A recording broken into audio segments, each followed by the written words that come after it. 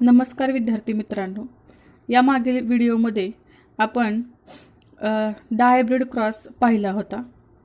त्याच्यानंतर पुढचा पॉईंट आपल्याला पाहायचा आहे Mendel's law of inheritance. Mendel या शास्त्रज्ञांनी जो एक्सपेरिमेंट केला होता गार्डन पी प्लांटवरती, त्या एक्सपेरिमेंटवरून त्यांनी काही लॉज मांडलेले आहेत. त्यालाच आपण मेंडेल्स लॉ ऑफ इनहेरिटन्स असं म्हणतो. There are 3 laws of inheritance, that is law of dominance, law of segregation, and third one law of independent assortment. त्याच्यामधला पहिला लॉ जो आहे त्याला म्हणतात लॉ ऑफ डॉमिनन्स. आपण सुरुवातीला या लॉचं स्टेटमेंट पाहूया, नंतर हा लॉ काय आहे ते आपण समजावून घेऊया. स्टेटमेंट काय पाहूया लॉ ऑफ डॉमिनन्सचं. When two homozygous individuals with one or more pair of contrasting characters are crossed, the alleles or characters that appear in F1 are called dominant, and those which do not appear in F1 are recessive. म्हणजे statement काय पहा, आपण हा law of dominance जो आहे तो monohybrid किंवा dihybrid क्रॉसवरून पण समजावून घेऊ शकतो. तर मोनोहायब्रिड क्रॉस सोपा आहे, त्याच्यावरून आपण पाहूया. तर लॉ ऑफ डॉमिनन्समध्ये काय सांगितलंय पहा. When pure parents crossed with each other. तर प्युअर पॅरेंट फॉर एक्झाम्पल आपण स्टेम हाईट घेतलं होतं, त्याच्यामध्ये pure dominant parent and pure recessive parent असं आपण उदाहरण घेतलं होतं पहा. Pure tall pea plant and pure dwarf pea plant असं आपण एक्झाम्पल घेतलं होतं. This parent will produces gametes, that is capital T, small T. These 2 gametes are similar, so we can write once. हे दोन्ही गॅमेट सिमिलर आहेत, त्याच्यामुळे आपण एकदाच लिहिलं तरी चालतं. त्याच्यामुळे आपण when these gametes fuses with each other to form F1 hybrid, that is capital T small t. म्हणजे हे काय आलं F1 हायब्रिड किंवा F1 generation. This plant is a tall pea plant. आता इथं लक्ष द्या, आपण प्युअर पॅरेंट क्रॉस केल्यानंतर जे F1 ऑफस्प्रिंग आलेलं आहे ते कसं आहे, टॉल आहे. म्हणजेच इथं एक आलील काय आहे, डॉमिनंट आहे, आणि दुसरा काय आहे, रेसिसिव्ह आहे. हे कसं ओळखायचं, तर F1 जनरेशनमध्ये प्लांट आपल्याला कुठले मिळालेले आहेत, टॉल. म्हणजेच काय, those character appeared in F1 generation is called as dominant. जे कॅरेक्टर आपल्याला F1 जनरेशनमध्ये दिसणार आहे त्याला काय म्हणतो आपण, डॉमिनंट.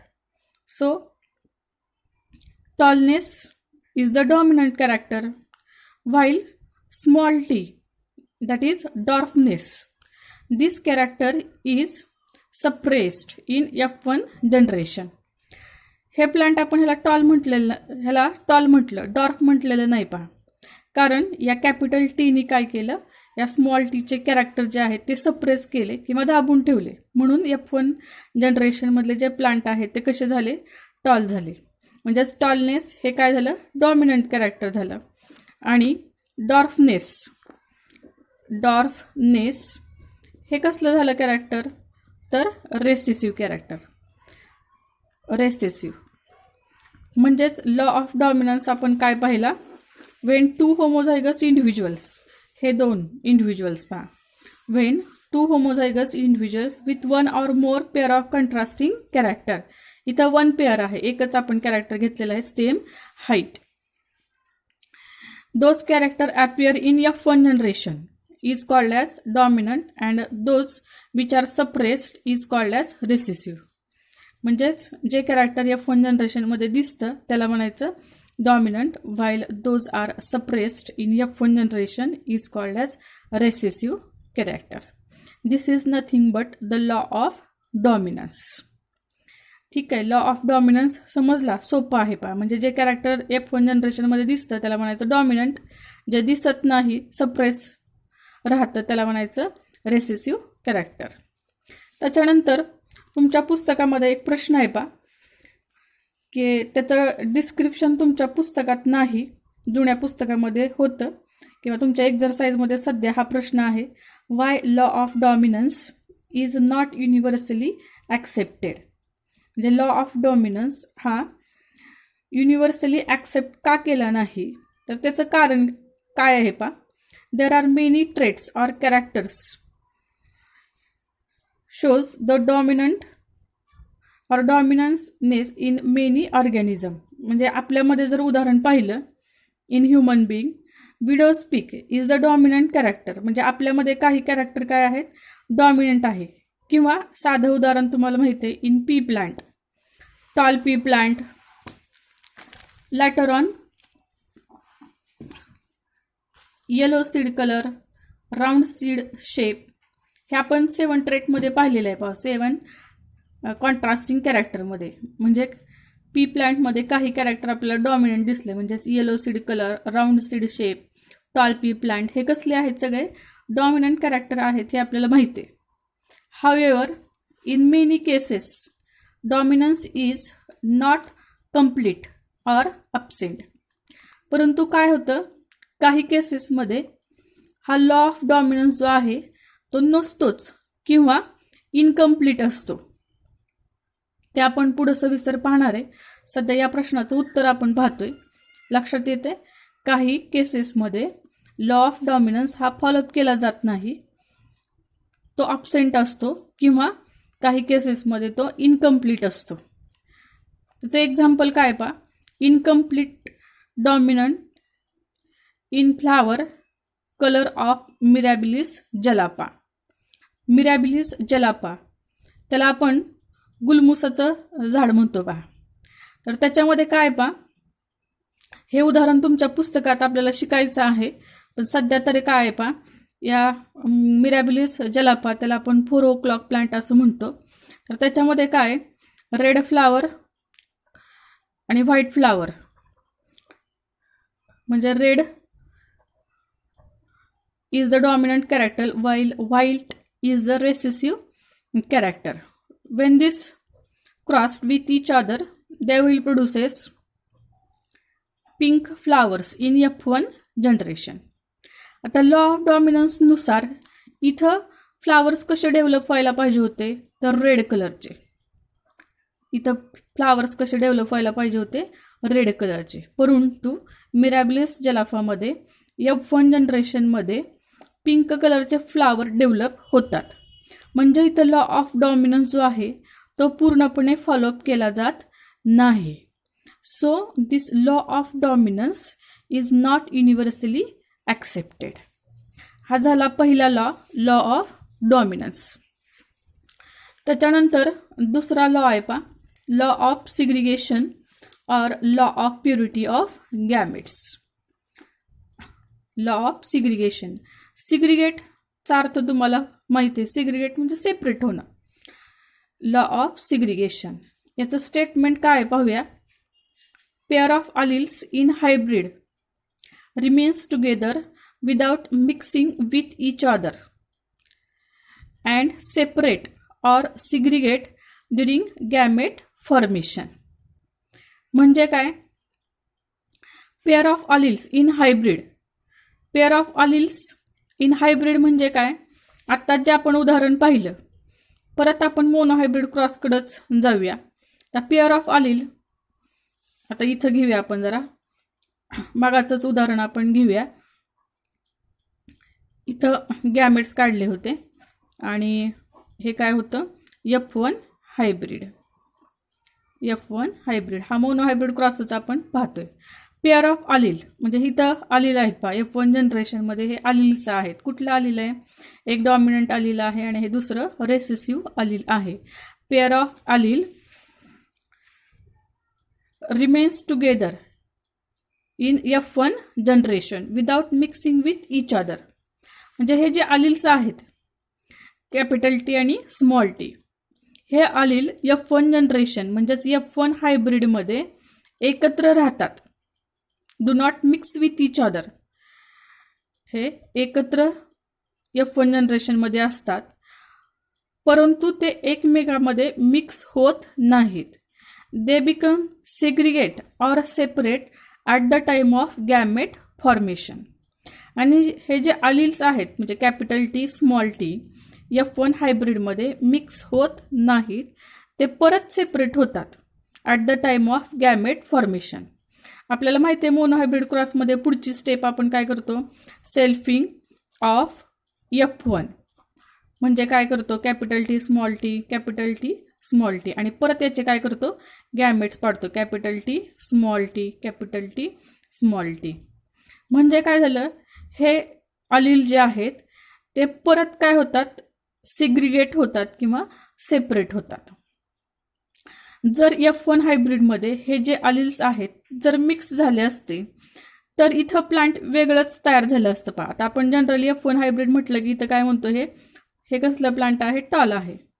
परंतु जर कॅपिटल टी आणि स्मॉल टी हे जर एकत्र अलिल्स मिक्स झाले असते तर इथं वेगळ्याच प्रकारचं प्लांट तयार झालं असतं, म्हणजेच वेगळ्याच उंचीचं प्लांट तयार झालं असतं. परंतु तसं होत नाही. म्हणजेच काय, पेअर ऑफ अलिल्स म्हणजे हे capital T small T, pair of alleles remains together in F1 hybrid without mixing with each other and they become segregate or separate at the time of gamete formation. म्हणजे हे आपण gametes काढले त्याचे, म्हणजे gamete फॉर्मेशनच्या वेळेस हे अलिल्स काय होतात, सेपरेट होतात.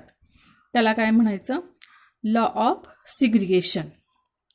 तर लॉ ऑफ सिग्रिगेशनला एक आणखीन नाव दिले पहा, law of purity of gametes. Law of purity of gametes. Purity म्हणजे प्युअर. प्युरिटी प्युअर म्हणजे काय इथं पहा, आता हे जे गॅमेट्स आहेत, आता हे काय काढलंय आपण, त्याचं गॅमेट्सच काढलेत, कॅपिटल टी स्मॉल टी. हे जे गॅमेट्स आहेत हे गॅमेट्स मध्ये असणारा जो आलेला आहे capital T, this gamete for tallness, this gamete for dwarfness. म्हणजे हे गॅमेट्स कसे आहेत, प्युअर आहेत, म्हणून त्याला काय म्हणतात, law of purity of gametes. इथं कुठलंही दुसरा अलील मिक्स वगैरे होत नाही, हे गॅमेट्स कसे आहेत, प्युअर आहेत. This capital T only for tallness, small T only for dwarfness. That means the gametes are pure. So this law is also called as law of purity of gametes. त्याच्यानंतर याच लॉवरती एक प्रश्न आहे पहा तुमच्या पुस्तकामध्ये, why law of segregation called law of purity of gametes. म्हणजेच लॉ ऑफ सिग्रिगेशनलाच दुसरं नाव law of purity of gametes असं का दिलंय, तर त्याच्यासाठी आपलं उदाहरण इथे घेतलंय पहा. All sexually reproducing higher organism are diploid and gametes are haploid with one set of chromosome. Characters in F1 generation not mixed with each other. The character in F1 generation suppressed is reappeared in F2 generation. Thus, law of segregation is universally accepted.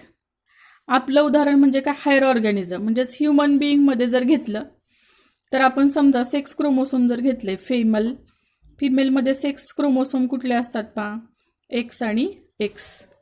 मेलमध्ये कुठले असतात, x आणि Y. आता female काय करेल, x x, आणि mail काय करेल, x Y. या टाईपचे काय करेल, तो स्पर्म तयार करेल. फिमेल काय करेल, एक्स एक्स या टाईपचे काय करेल, एग्स तयार करेल.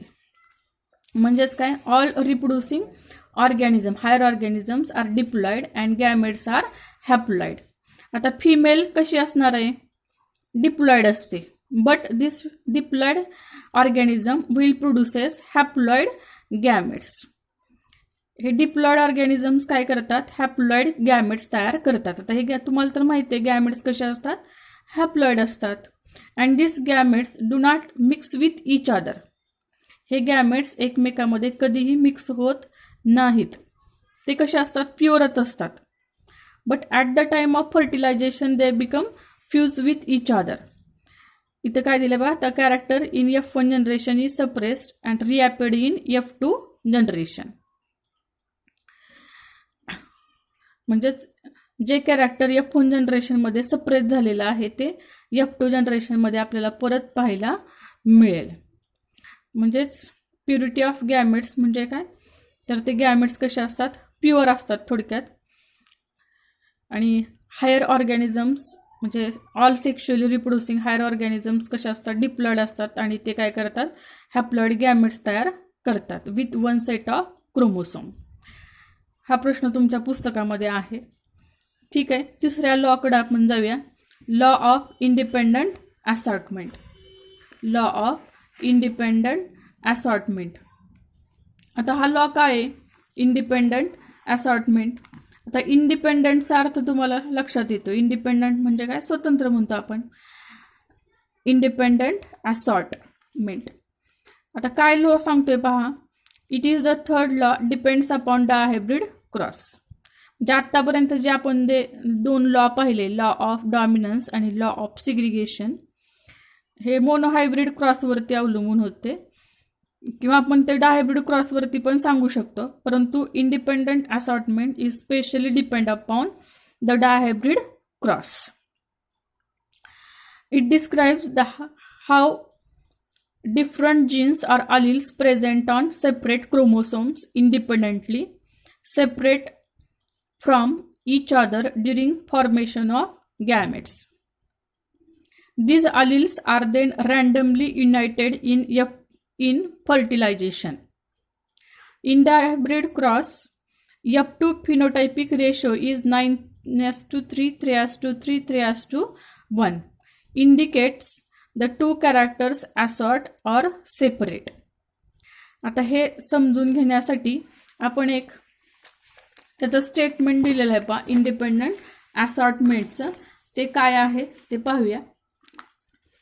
स्टेटमेंट काय पहा, the law state that Wien hybrid possessing two or more pair of contrasting factors forms gamete, the factors in each pair segregate independently of the other pair.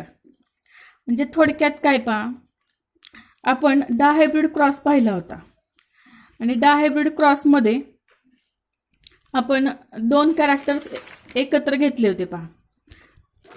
डायहायब्रिड क्रॉसमध्ये आपण दोन कॅरेक्टर एकत्र घेतले होते.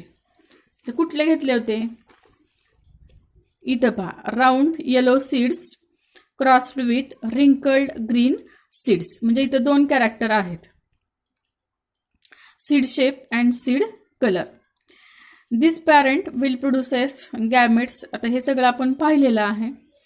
F1 जनरेशन, F1 जनरेशन पासून काय करतो आपण, selfing of F1.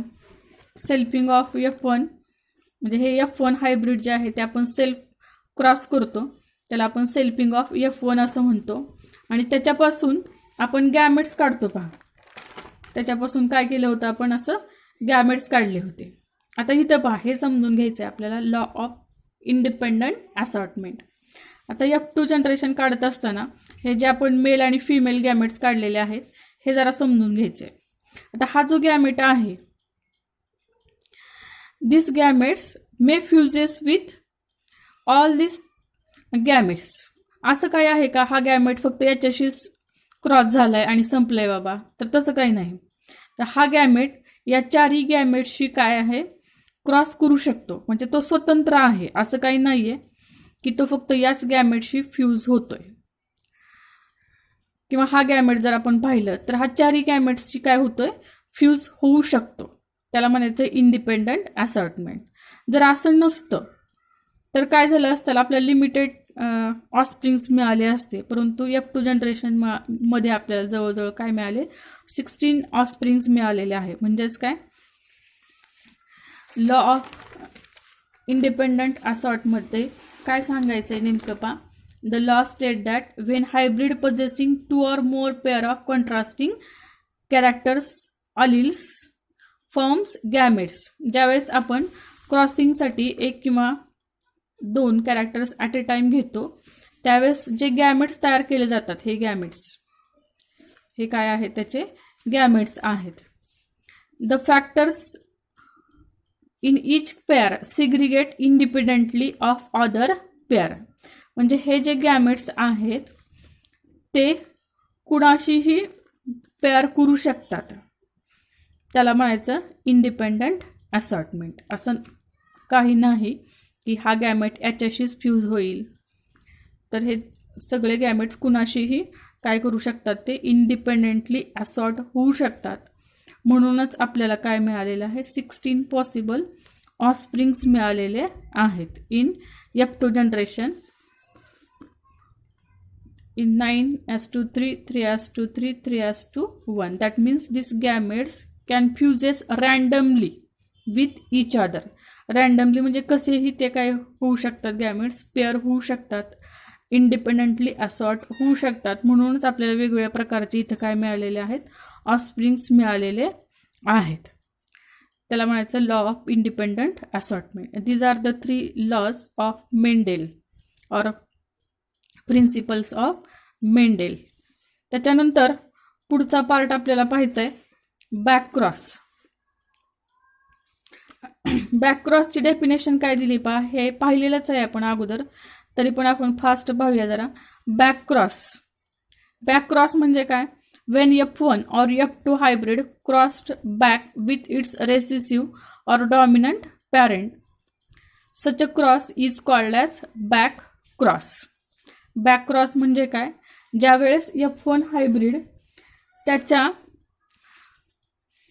रेसिसिव्ह किंवा डॉमिनंट पॅरेंटशी परत, बॅक म्हणजे काय परत, जर क्रॉस होत असेल तर त्याला काय म्हणायचं, बॅक क्रॉस. हे पाहिलेलंच आहे आपण, म्हणजेच आपण असं केलं होतं पहा, कॅपिटल टी स्मॉल टी. हे कसलं आहे, डॉमिनंट म्हणतोय आपण याला, dominant pure tall pea plant. आणि हे कसलं आहे, recessive dwarf pea plant, dwarf pea plant. आणि हे डॉमिनंट टॉल पी प्लांट. याच्यापासून आपण गॅमेट्स काढले होते. त्याच्यानंतर काय काढतो आपण, F1 जनरेशन. F1 जनरेशनमध्ये काय होतं तर कॅपिटल टी स्मॉल टी, याला आपण काय म्हणतो, F1 हायब्रिड. तर बॅक क्रॉसची डेफिनेशन काय सांगितली, cross between F1 hybrid and with its any one of the parent. आता any one of the parent म्हणजे काय, तर एक डॉमिनंट पॅरेंट आहे आणि दुसरा रेसेसिव्ह पॅरेंट आहे. म्हणजे या दोघांमध्ये एकाशी जर क्रॉस झाला तर त्याला काय म्हणायचं, back cross. F1 hybrid with dominant parent और F1 hybrid with recessive parent, त्याला काय म्हणायचं, बॅक क्रॉस. त्याच्यानंतर पुढची डेफिनेशन आहे taste cross.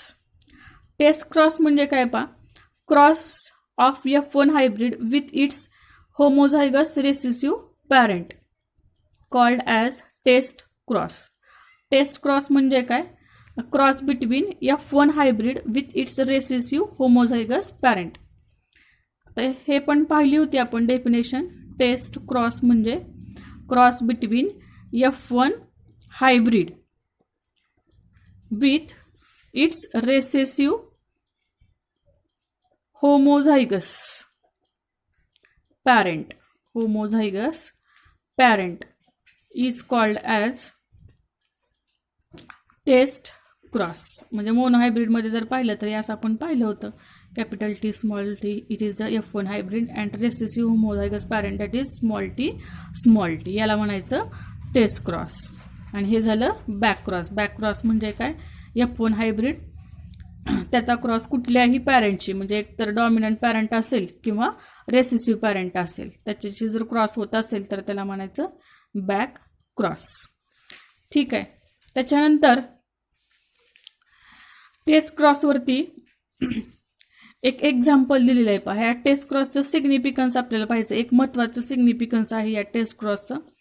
Test cross is used to find out the genotype of unknown plant, that is it is homozygous or heterozygous.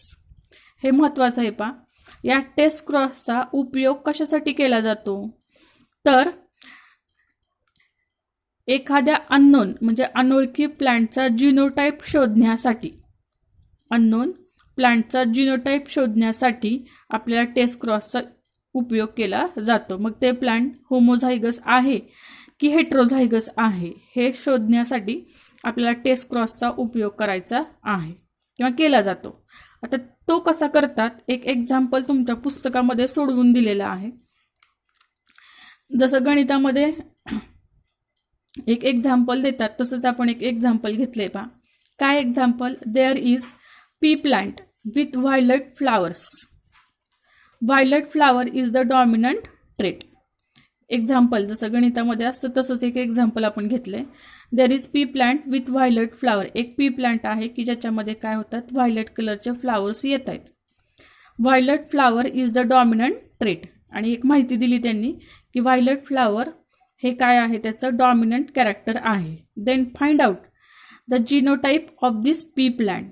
ही माहिती दिलेली आहे आणि त्याच्यावरून आपल्याला सांगितले की या पी प्लांटचं जीनोटाइप काय असेल. आता P plant violet flowers develop करतात. खूप सोपं आहे पहा. त्यांनी काय सांगितलंय, व्हायलेट कलरचे फ्लावर्स डेव्हलप करते ते प्लांट.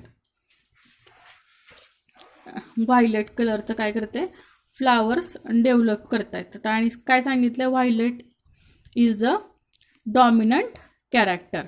आणि व्हायलेट हे काय आहे, डॉमिनंट कॅरेक्टर आहे. आता व्हायलेटसाठी आपण भी काय घेणार नाही, आपण काय करूया, कॅपिटल सी कलर्ड घेऊया. असं व्हायलेट म्हणजेच आपण कलर्ड फ्लावर असं घेऊया. आता डॉमिनंट म्हटलं तर पॉसिबिलिटी काय असतील पहा, कॅपिटल सी कॅपिटल सी. आणि दुसरी पॉसिबिलिटी कुठली असेल, कॅपिटल सी स्मॉल सी. हे प्लांट पी प्लांट जर आपण पाहिलं तर हे पण काय करते, व्हायलेट कलरच आहे. आणि हे पण जर प्लांट असेल तर एक डॉमिनंट आलेलं असल्यामुळं हे पण प्लांट काय करेल, व्हायलेट कलरचेच फ्लावर डेव्हलप करेल. मग आता जे प्लांट आपल्याला शोधायचं आहे हे पी प्लांट, मग त्याचे जीनोटाइप नेमकं हे आहे की हे आहे हे शोधायचं आहे. हे म्हणजे काय, वेदर इट इज होमोझायगस. आता दोन्ही अलील्स याच्यामध्ये काय आहेत, सिमिलर आहेत, म्हणून याला आपण काय म्हणतो, होमोझायगस. आणि इथं एक अलील कॅपिटल आहे, दुसरं रेसिसिव्ह आहे. कॅपिटल म्हणजे एक डॉमिनंट आहे, एक रेसिसिव्ह आहे. म्हणजे जर असं प्लांट असेल तर त्याला काय म्हणतो आपण, हेटेरोझायगस. म्हणजे काय, जे दिलेला प्लांट आहे पी प्लांट, मग त्याचा जीनोटाइप हा आहे की हा आहे, म्हणजेच whether it is this P plant is homozygous or heterozygous. मग हे शोधायचं आहे आपल्याला. हे शोधण्यासाठी मी आत्ताच सांगितलं तुम्हाला काय उपयोग किंवा कशाचा उपयोग केला जातो, तर टेस्ट क्रॉसचा यूज केला जातो. तर टेस्ट क्रॉस म्हणजे काय, F1 hybrid crossed with its recessive homozygous parent. Recessive homozygous parent. आता याचा म्हणजे हे प्लांट आहे का हे प्लांट आहे हे शोधायचं आहे आपल्याला. मग आता रेसेसिव्ह पॅरेंट ह्याचा काय असणार आहे, अर्थातच स्मॉल सी स्मॉल सी. तर तुमच्या पुस्तकात काय दिलंय पहा, तुमच्या पुस्तकात हे आर दिलेलं आहे, कॅपिटल आर कॅपिटल आर. आपण सी म्हणजे काय घेतलं, कलर्ड घेतलं होतं. तर तुमच्या पुस्तकानुसार जाऊया आपण. हे कॅपिटल आर आणि हे काय, कॅपिटल आर स्मॉल आर. म्हणजेच हे व्हायलेट कलर आहे, हे पण व्हायलेट कलरचंच फ्लावर आहे. म्हणजेच हे homozygous with both alleles are same. मग हे रेसिसिव्ह पॅरेंट आपण काय असणार, स्मॉल आर स्मॉल आर. आता हे होमोझायगस आहे की हेटेरोझायगस आहे हे शोधून काढण्यासाठी आपण काय करूया, हे recessive parent small R crossed with. आता हे शोधायचं आपल्याला, हे आहे की हे आहे. तर ते शोधण्यासाठी काय करायचं पा, ह्या दोघांचा पण आपण क्रॉस करून बघूया काय होतंय ते. आता ह्याचे गॅमेट्स काढूया आपण. ह्याचे गॅमेट्स काय येणार आहे? Small R small R. ह्याचे गॅमेट्स काय येतात? Small R small R. आणि या दोघांमधलं हे दोन्ही आपण घेऊया इकडं. तर इथं काय घेऊया आपण? कॅपिटल आर स्मॉल आर म्हणजेच हेट्रोझायगस रेड किंवा हेट्रोझायगस व्हायलेट कलरचं फ्लावर. त्याचा जिनोटाईप गॅमेट्स काय असणार आहेत? Capital R small R. जर आपण हे गॅमेट्स क्रॉस केले तर काय होईल पहा? Capital R small R capital R small R small R small R small R small R. म्हणजे काय? This two plants are violet and this two plants are white. म्हणजे व्हायलेट त्याचं रेसेसिव्ह कॅरेक्टर अर्थातच काय असणार आहे? व्हाईट असणार आहे. म्हणजेच when P plant is the heterozygous, जर आपल्याला दिलेलं पी प्लांट हे हेट्रोझायगस असेल म्हणजे पुढच्या पिढीमध्ये त्या पी प्लांटनी जर समजा व्हायलेट आणि व्हाईट कलरचे फ्लावर्स इन 1:1 प्रोपोर्शनमध्ये जर तयार केले तर ते पी प्लांट कसं झालं? हेट्रोझायगस प्लांट झालं. आता इकडं पॉसिबिलिटी आपण बघूया. याचे गॅमेट्स स्मॉल आर आणि ही जी दुसरी पॉसिबिलिटी आहे ती आपण बघूया. कॅपिटल आर याचे गॅमेट्स काढूया आपण.